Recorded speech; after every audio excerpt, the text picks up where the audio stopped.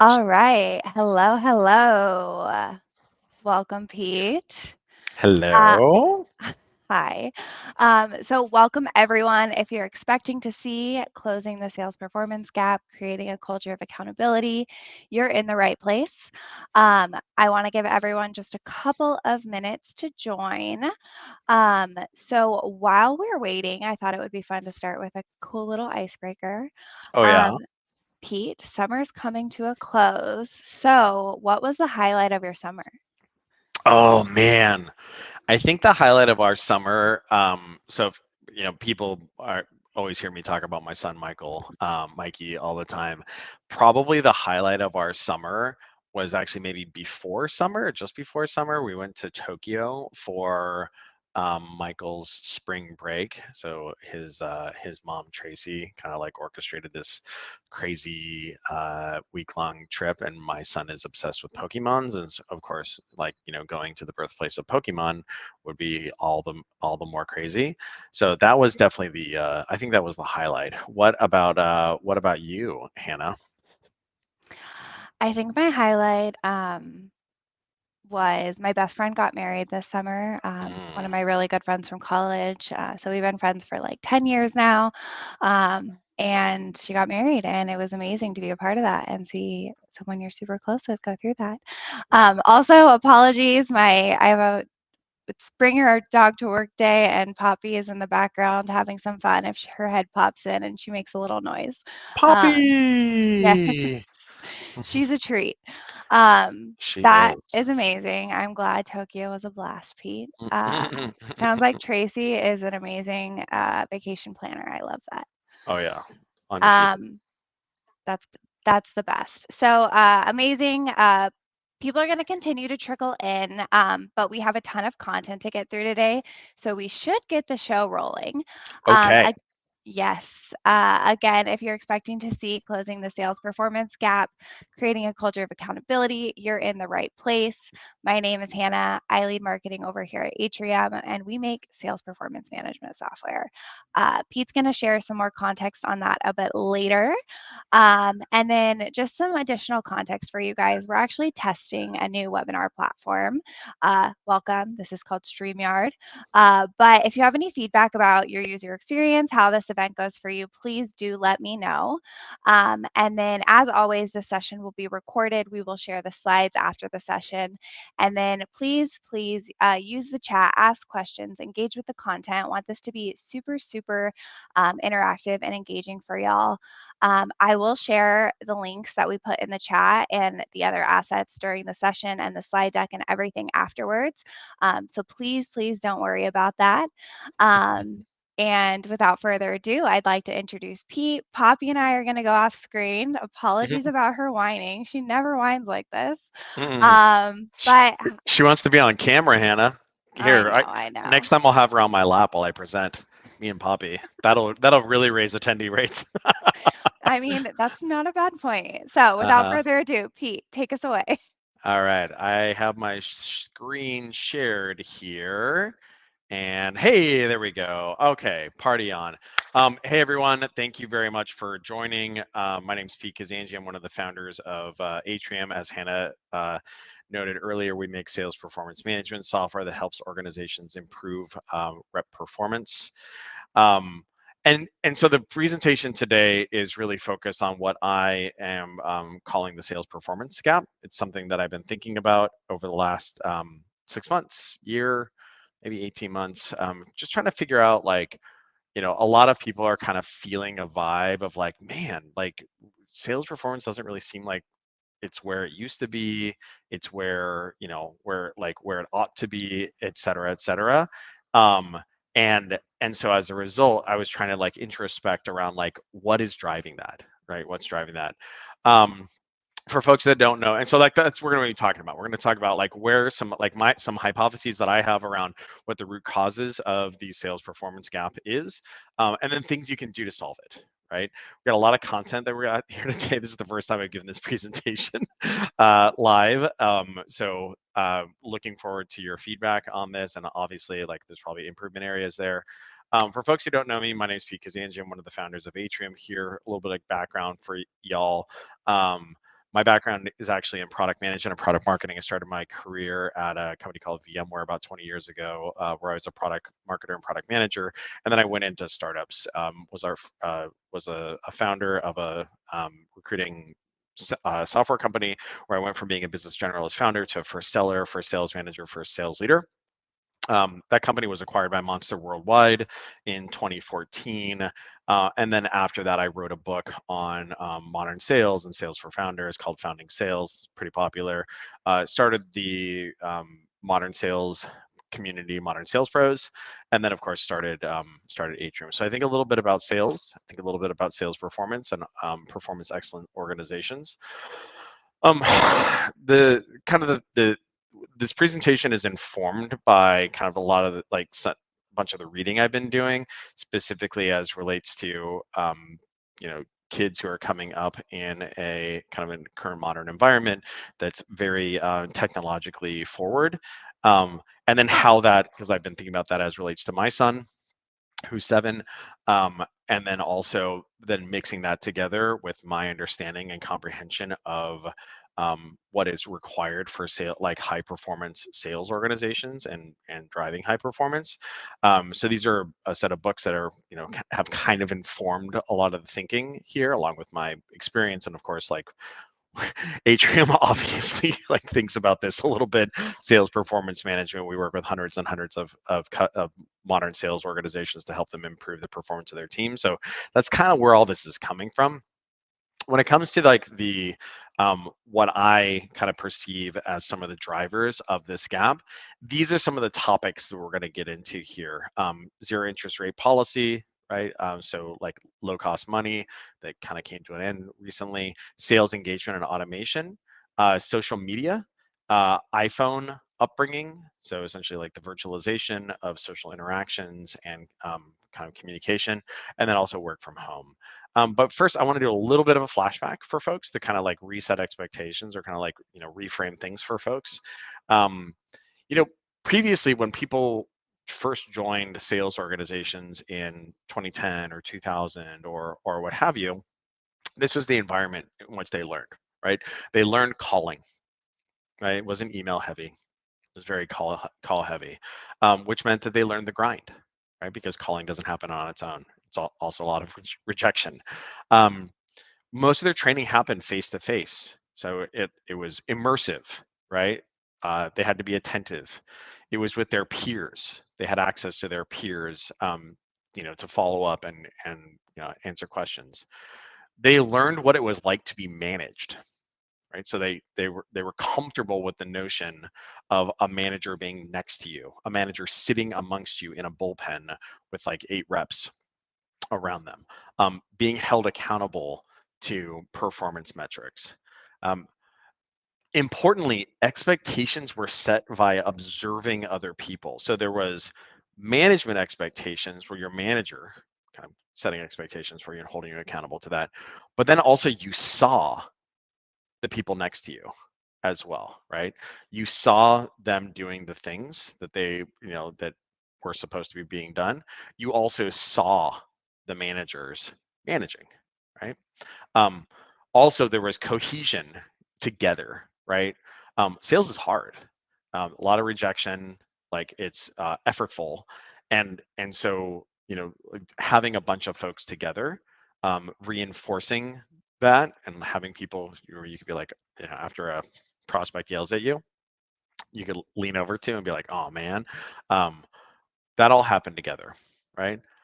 Importantly, even before folks came into the workforce, um, in the 1990s, in the 2000s, et cetera, and of course before then, lots of time was spent in person with other kids, verbally communicating, kind of synchronously communicating, thinking about what other people were thinking, dealing with conflicts, et cetera, et cetera. And then also doing that verbally, via the phone as well.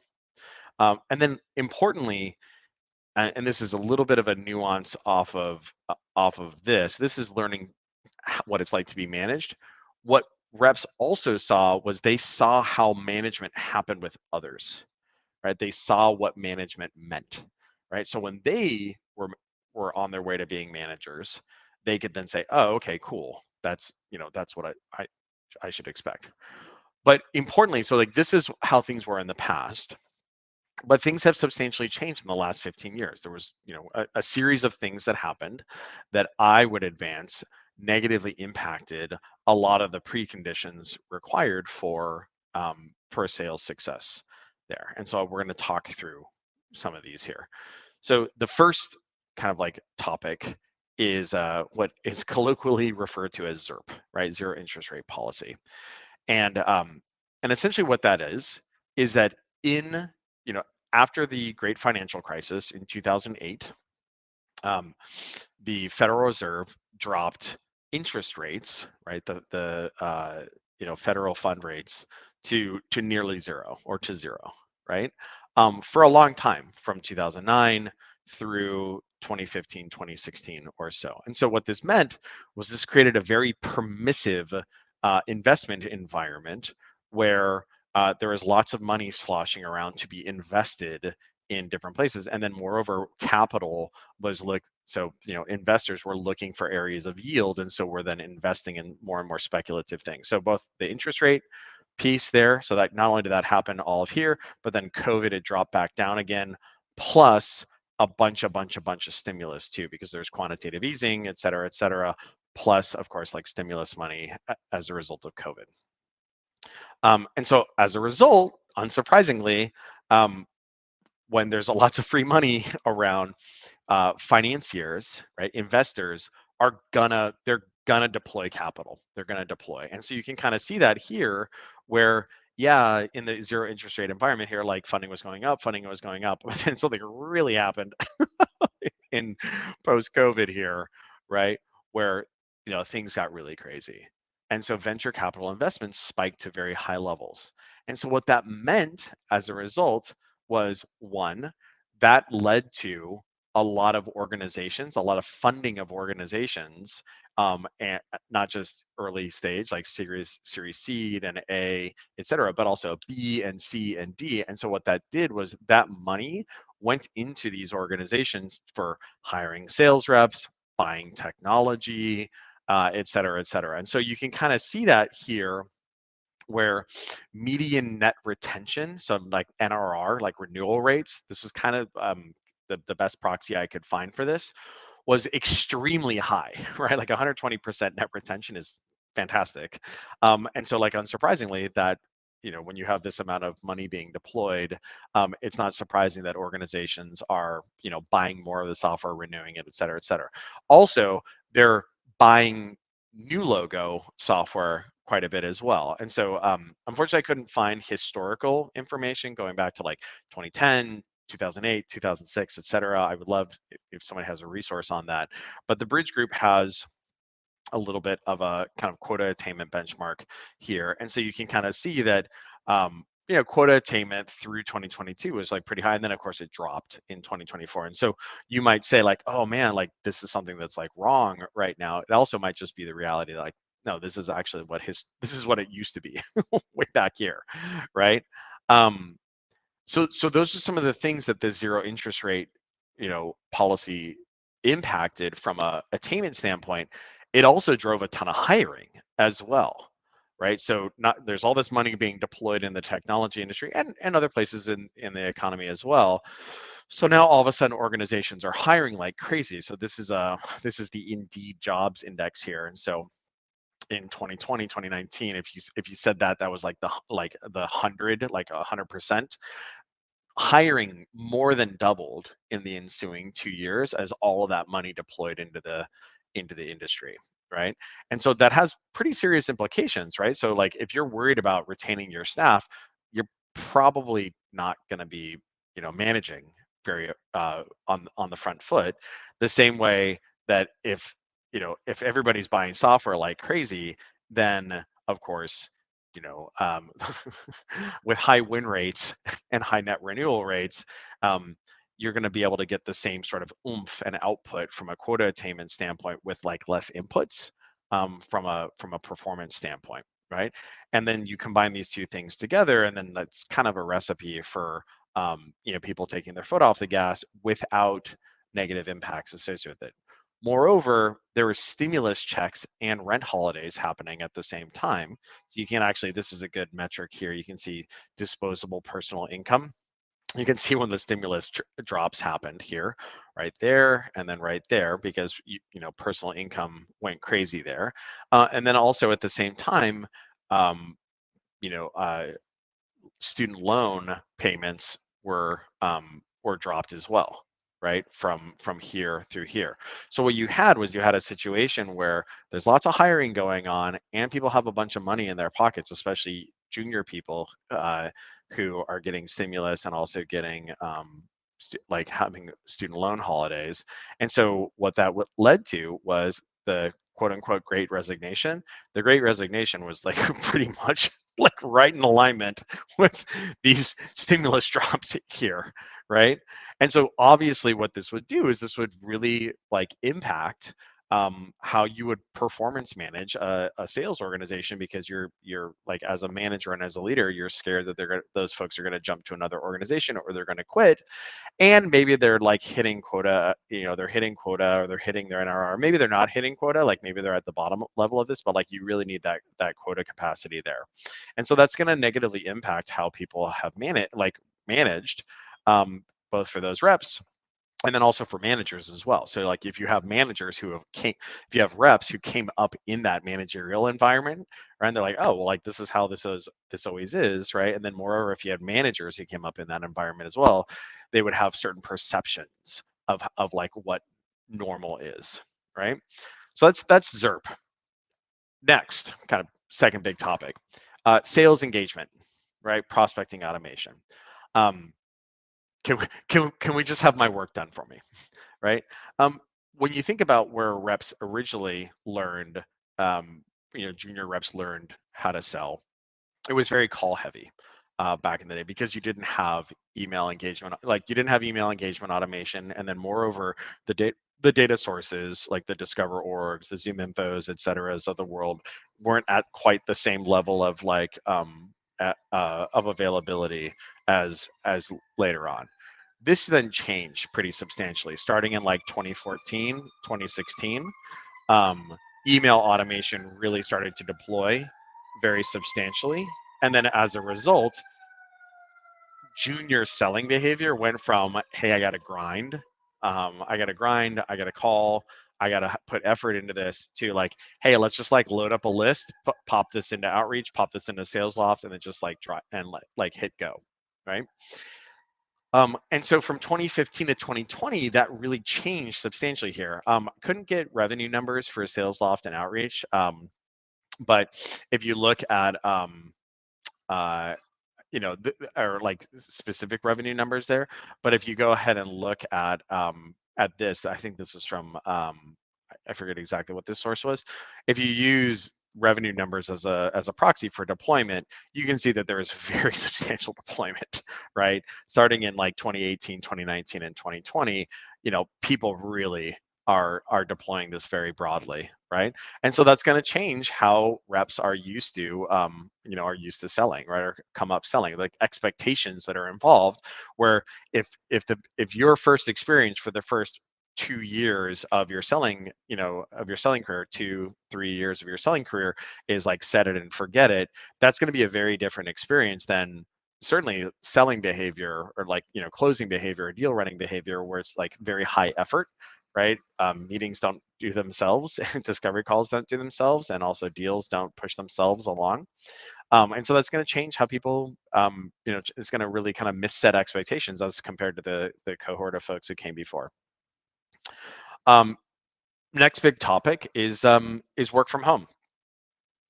So work from home really substantially changed in post COVID. You had these are the proportion of startup job listings that mention remote, went from around 2% to around like 20 or more percent in 2022, 2023, right? So huge kind of sea change there. And as a result, that really changes how junior reps and reps go about their day to day. So like as an example, training is very different. Training was embodied and present, and like, you know, you were in front of someone, you had to be paying full attention, you were like immersed in the moment.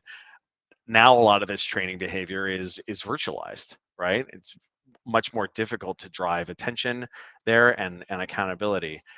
If you look at proxies for this around you know, virtual education, you can kind of use COVID and like the virtualization of education there as like a proxy there. You can kind of see how the more remote like school districts were during COVID, because some school districts were only out for, you know, 3 months or so, and some school districts were out for like 18 months. You can see that there was this is from The Economist, a very substantial correlation between being more remote and more substantial drops in math scores, um, as compared to those that were in person. You can also see this as well in the decline of math, like essentially education, or kind of like, you know, comprehension benchmarks, kind of across the or like essentially across you know, the various countries in the OECD. So it's a club of like rich nations, and you can really see the substantial drop post COVID here, right? Where the impact of virtualization on education, on like on information, or like essentially on teaching and training, really negatively showed up, you know, substantially there, right? And so the reality is that you might say like, well, you know, SDRs are different than students, and my response to that would be like, you know, 22-year-olds and 24-year-olds are not dramatically different than 18-year-olds and 16-year-olds. Like, you know, they're on their way. But like, if you think that like these impacts don't, like, if you think that this doesn't have impacts on, you know, on junior staff, like, I I I think you're in for a big surprise. Um, so not only does training and education change pretty substantially there, um, accountability is very different. Team cohesion is very different. It's largely absent. Um, Even just things around like focus and attention is very different. You have very different kind of like expectations, or kind of like slipping expectations associated with like how locked in people are and how, you know, how focused they are. Um, and then moreover, like, you know, there can be rigorous work from home situations. I think in general they are more negative than positive, as compared to people being together, junior staff being together in the office. But moreover, there's all sorts of pretty awful you know, popularizations of like what work from home, like what work from home is appropriate, being bandied about on social media there for your staff, to like to kind of inform your staff what is expected versus not. Related to that, social media in general has some pretty negative impacts on sales performance expectations. I'm going to talk a little bit about that here. It's kind of an expansion of this. So a really important thing that folks need to realize as relates to what are called algorithmic feeds. So the Instagrams, the TikToks, the LinkedIns of the world, the the things that show up at the top of your feed and are prioritized, um, are the ones that are most popular, right? The things that are like they're fun, they're provocative, they're pleasing, they get like the most distribution, right? And so things that are unfun or unprovocative or like boring, they don't get distribution. They probably don't get posted either, because there's like a selection bias as well. Like everyone's always on vacation on Instagram because you post your vacation photos. You don't post your you know, photos of your keyboard while you're doing 100 calls in a day. But then even moreover, as people like and comment and linger on these things, they show up at the top, right? So it's an important thing to know, is that that's how algorithmic feeds work. And so as a result, what ends up happening is the things that are like your staff and kind of consumers end up getting more of are the things that are pleasing and provocative and make them feel nice, because those are the things that get lingered on, those are the things that get clicked on, et cetera, et cetera. Whereas things that are maybe less fun end up not being at the top of the feed there. And so that actually, just like that mechanic right there, has very substantial impacts for the kind of information that your staff ends up consuming on a day-by-day basis, right? So some kind of examples of this is like there's this meme that goes around like day in the life, right? Day in the life videos, which like day in the life of my job, which largely don't consist at all of like the actual work product, but instead generally consist of here's my green juice, here's our cafe, here's our deck, isn't it beautiful? Here's my outfit. Here's our friends going out for drinks afterwards, etc. Or hey, I'm working from the pool, or I'm working from Tulum, and isn't the here's my beautiful view right here with my tiny little MacBook Air with no monitor and no keyboard and no mouse, right? And so those are examples of things that are very popular because like who wouldn't like that, right? But the reality is that like those are highly ineffective. Like they are not representative of like what like effective like doing effective work looks like. So like it's actually not a day in a life. It's like this like highly curated selected sections of the life that are actually not the work product or like the work components, but are instead the play products. And so front and centering that to staff is like obviously sets a bad expectation there, because it's as compared to, hey, here's a recording of me doing 100 cold calls on a 2-hour sit through Orem as an example, right? um, there are kind of other examples here as well. Like some of these things are funny, right? But like they're appealing to people. You know, like they're feel good examples. Like as an example here, this is a post that had 400 likes on it with a ton of comments, and like hundreds and hundreds of thousands or millions of views around 4 things I hate about being in sales: managers who value activity versus metrics that actually matter, right? If you talk to any sales manager or any sales leader, they're like, that's asinine, that's terrible advice there. But this is literally what your staff is being mind virused by. Like, oh yeah, I guess it is 2024, activity doesn't matter. No, 100% incorrect, right? Please don't listen to the person who is not a sales manager and not a sales leader and has been in industry for 4 years, and moreover wants to drive your attention to sell their course, right? That's a very important thing, is like we need to help our staff be good media consumers and recognize that this is largely the situation in the LinkedIn feed, right? And so we need to counter program because the expectations are being erroneously set there. And the last thing I'll note here as well is you know, there's kind of erroneous expectations that are set around career advancement as well, right? Because again, the things that pop up to the top of the feed in LinkedIn are going to be things like, I have been promoted to this sales manager role. We are hiring SDRs and AEs. Of course, these things are going to get posted, and of course, they're going to get tons and tons of likes and what have you. And what is less posted is, oh boy, this is the 6 month this is the 6 month of me like in my job search, right? Or oh boy, it's been 2 years. Like I've been 18 months in this role as an SDR, right?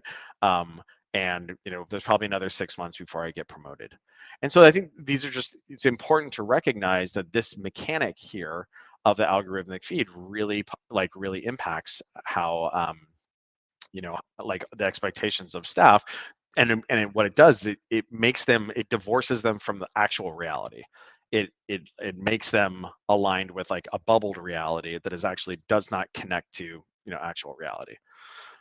The last topic, the last topic here, is essentially iPhone upbringings.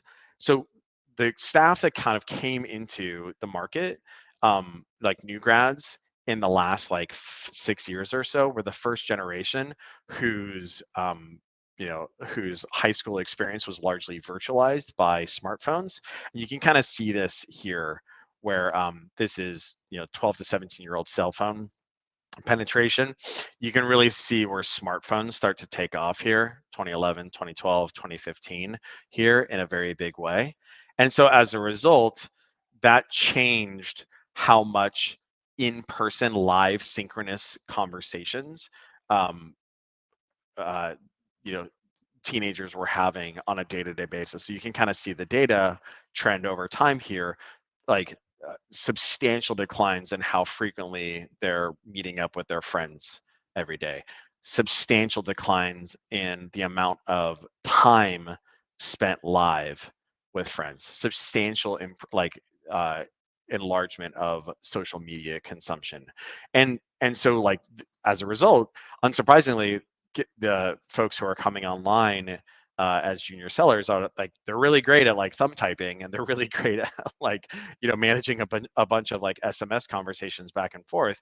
But a lot of folks have kind of observed this, that because that textual communication replaced face-to-face verbal communication, those folks are less used to, and like they just don't have the experience with live synchronous conversations, especially live synchronous contentious conversations that can make for folks to be uncomfortable, right?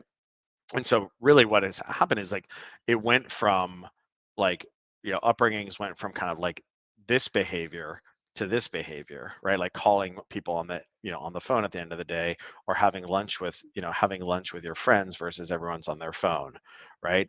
um, these are the big kind of shifts.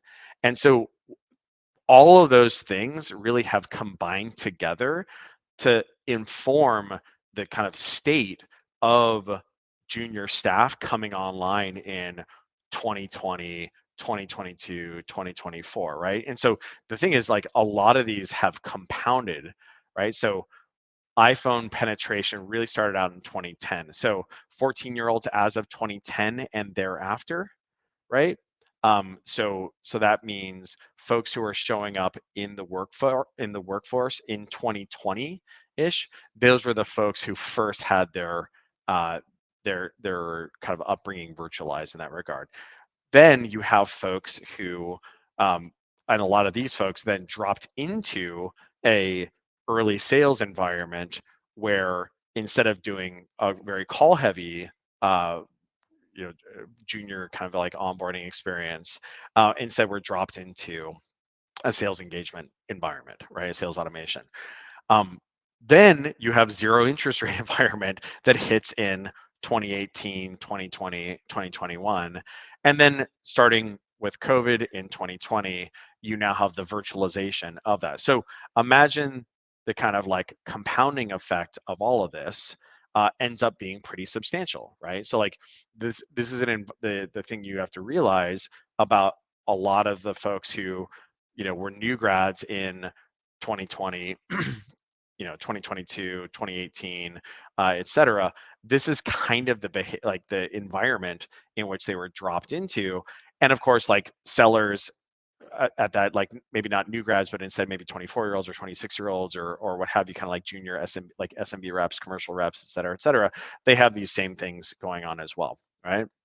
Um, and so there's a lot of what I like to think about as like technical debt in that generation of sellers that really needs to be addressed in a pretty meaningful way, right? So like, if you were 16 in 2010 or so, right? So like, SDR as of like 2016 or so, you pretty much like dodge the iPhone thing. Like if you're an SDR before 2016, you miss the email automation piece. If you're an SDR before 2018, you pretty much dodge the like ZERP environment part. If you're an SDR before 2020, at least like you dodge the work from home piece. But right now, if you have sellers who are in the 22 to 30-year-old range, they were impacted by either one or maybe two or three or four of these impactors. And so like that has like real implications for performance levels, expectations, et cetera, and things that managers have to address in leadership. And I think this is something that we're seeing quite a bit at like CXO levels, board levels, et cetera. Like, hey, what's going on? Like we need to do something about it. And so like these are kind of the things that I think are driving a lot of this.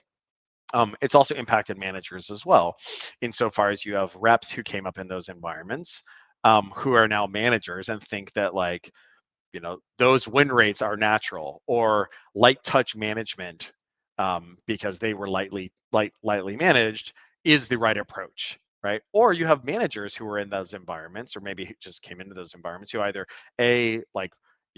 had to adjust their managerial behavior, the performance managerial behavior, or B, were like brand new managers, are like, wow, okay, this management thing is like super easy, right? Money's falling from the sky, and all the email, and and this email automation thing works really great. And so, so our current crop of junior managers also has been impacted by this. Maybe they weren't reps in that environment, but they were junior managers in that environment, or they were reps in that environment and now are junior managers. In both situations, those managers typically have pretty they have expectations that need to be rebased as well, especially because things have changed again, right? So like what we just talked about was everything that kind of happened in the like 2010 through like 2022 environment. um, and if that was kind of current state, then we might not be talking about it. It would be fine. But it's not the current state, right? So free money is now gone. The Fed's fund rate is now at like 5.5%, or I guess it was cut recently. And so as a result, that VC spigot has totally dried up. The amount of like funding in the market has like fallen off a cliff. As a result, unsurprisingly, net revenue retention has also fallen off a cliff, right? There's less money going around to be spent on humans and budget and so on and so forth. Oh, look at that. Companies are churning, right? They're not renewing things. Oh, they're not buying new things, right? Quota attainment has gone over time.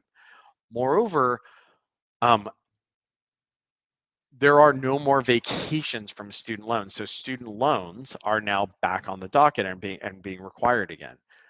There are not a lot of job options. And so as a result, the staff that previously organizations were concerned that they might bail and decide to take a 3-month vacation from XYZ, or go work at whatever recent startup Tiger Global had dropped $100 million into.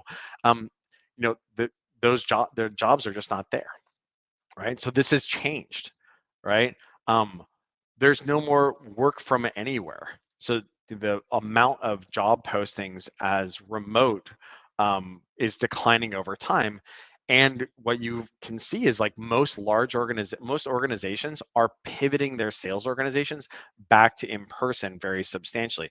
High performing startups have been doing this for a long time. Folks like Navan and Ramp and Rippling and so on and so forth. But even the big ones too, like Salesforce has announced recently that they're back in the office 5 days a week. Amazon as well. So like that has changed. Also, email response rates as relates to the email automation stuff, like email response rates are just a disaster these days, right? Um, and so my claim to folks would like, all these things are changing, and then moreover, a big thing that is kind of like to help folks understand about why work from home is likely not the right solution for most sales organizations that don't require field deployment, like being in person with the customer, is that remote was briefly successful because of zero interest rate policy, right? Like remote wasn't successful because junior salespeople like to work by themselves without kind of like oversight and without esprit de corps. It's because there was a ton of money flying around as a result of kind of COVID responses and what have you, right? So that's kind of my claim on like, okay, how we got here, what has changed. So what are we going to do about it now? Well, these are some suggestions that I would make for folks. So first, set goals for your team and measure them. It's time for us to like get good at management again, like wake up and remember what management and what performance management is really like. I mean, that's kind of the headline here. It's like, hey, it's back to the future. We're going to actually manage folks now. And first and foremost, what that means is like set goals for your team and then measure them. Not just on lagging indicators, like, hey man, like if you hit your bookings, that's great. or if not, well, like you get another quarter on it, but instead paying attention to leading indicators on a weekly and monthly basis, right? And just having performance conversations about that on a recurring basis. So getting down to a activity level, pipeline generation level, pipeline advancement goals, all these sort of things will help reps more effectively understand the things that they should be doing and how they're pacing towards things or not, and then also help managers intervene as appropriate, right? And so these are some examples with respect to AEs and SDRs. Um, so set goals. And then once you set those goals, it's not like, hey, set the goals and just be like, all right, have fun storming the castle. Manage on those goals, like manage proactively. Right. And the reason why is because high impact management really matters. There's a big difference between organizations where managers are more hands-on, they drive higher productivity, reps are more likely to be top performers, et cetera. And the reason why is not because you have these top performers who are performing higher. It's really that what ends up happening is the best managers who are the most proactive, they actually get more of their reps to quota, because what they're doing is they're taking those folks who are not intrinsically, top performers, and they're moving the bell curve right. And so that's a really important thing to do. Mechanisms by which to systematize this would be things like blocking calendar time for managerial actions. Like we have a saying here at Atrium that calendar is destiny. So make sure that there is time on the calendar for not just pipeline review, but also performance one-on-ones, right? Make sure that there's time on the calendar for you to have those expectations. So set clear expectations about those performance levels. We talked about that as relates to goals. Inspect and diagnose. Hey, you're doing a great job on your email volume, but your calling volume is not there, probably because you're afraid to call. Let's go ahead and then attack that, and then loop back and assess that that's actually happening there. Um, so some examples of how to do this from a coaching conversation standpoint: giving timely constructive feedback. Like when you see that there's an issue, don't wait. Mention it, like, hey, it's Tuesday and you're tracking behind on your call volume. Hey, it's the 10th of the month and your customer facing meeting volume is really low. What's going on here? Like, don't wait until the monthly business review in order to bring that back. Talk about it immediately and get ahead of it, right? Yes, you can start with positives. Also important to clarify the why. Like, customer facing meeting volume is important because that is the fundamental unit of selling behavior. That's why we measure this, and yours is low. Let's go ahead and address why. Record the fact that that conversation took place so you can then loop back on it and say, hey, we're going to talk about this in a week, we're going to talk about this in 2 weeks, after you've addressed this plan that we've gone through together. If that doesn't, so having that in one-on-ones can be very effective. And then if that doesn't work, going to a pip. um, all of these sort of things is exactly what Atrium really helps organizations with. Like, typically what we end up doing is helping organizations that have any of these problems. So organizations with poor quota attainment or participation rates, usually driven by inconsistent pipe coverage, insufficient pipe coverage and kind of pipe creation, and or inconsistent pipeline movement and conversion. Typically what this is driven by is inconsistent, kind of like hesitant performance management on a frontline manager level, and then also lackadaisical performance activity levels. And so usually what that's driven by is, it's typically a frontline manager challenge, largely because those managers have a tendency to spend all their time on down funnel deals, which you kind of want them to do, which is good insofar as, like, we want, like, they're our best sellers, they're going to help coach our reps, etc. The problem, of course, is that in order for them to pay attention to up funnel, mid funnel, selling activity, and pipe hygiene, that's usually, it has to be handled from a metrical standpoint. And typically frontline managers are less excited about dashboard diving, and certainly reps are as well. And so what that means is that those managers have a tendency to shy away from holding the reps accountable, plus all the stuff that we talked about earlier as well, driving all that. And so the way that Atrium approaches that is, we just automate a lot of that performance management behavior, automate it, manager facing, kind of like a helpful assistant manager, calling out kind of like areas of improvement and areas where managers need to intervene. And then also doing performance management straight to the rep as well, and talking directly to them in order to automate a lot of that accountability along those various metrics like pipeline creation and hygiene and movement and activity. And so the legacy way of approaching this is to give people walls of charts that they don't actually pay attention to. The modern way of doing that is to use large language model AI to essentially do the synthesis and the recommendation of that and communicate that to the manager. It's like, hey, here's what's going on. Here's where the shortfalls are for this rep. Here's where the shortfalls are for this rep. These are the things that you should do to intervene there. How that works in practice is we hook into the CRM, the email and calendar system. All those metrics come out of that. Organizations then customize that. They set goals on the things that they care about, whatever the kind of top initiatives are, whether that's like pipeline generation or pipeline advancement or maybe pipeline hygiene. They essentially tell Atrium, these are the things that we care about. And then Atrium gets to work monitoring that, right? Pacing towards goals, trends over time, et cetera. And then importantly, the AI synthesizes that and then communicates it to the manager, to the reps, to leadership, et cetera, right? At the kind of like appropriate level of communication. Like, hey, Mr. Manager, here's what's going on with your 8 reps. Here are the 3 you should be concerned about. Here are the 3 that you should be giving high fives to, and here's the reason why. And then does the same thing to the reps as well. Hey, here are the places where you're doing great. Here are the places where maybe we need to get ahead of things. You should talk with your manager because he already knows about this because it was communicated to him as well. In general, what that ends up looking like is organizations that end up deploying Atrium, to performance manage whatever initiative they're starting with. Typically, they start with a couple of initiatives, and then before moving on to next ones, they'll see anywhere between a 20 to 200% improvement in whatever that is, whether that's like core, rep activity or pipeline generation or pipeline advancement. As soon as you start measuring and performance managing these topics, lo and behold, things get like behavior changes and then reps do better. And so it's very popular. We've won a number of awards for this. So like was named a Gartner Cool Vendor for generative AI. And work with like hundreds and hundreds of companies to kind of help them with their sales performance management. So that's a little bit like, this is why we think about this stuff, is because Atrium exists to help organizations improve their performance. So just kind of close off here on like what actions you can kind of take today in order to help address this. First and foremost, like get your reps talking. There's a big deficit associated with kind of like live communication. Get them in the office, get them calling. Uh, there are AI-driven kind of like practice programs as well. And so being able to do that, like get them in the office, get them calling, get them a parallel dialer as well, but then also get them something to do live call training as well.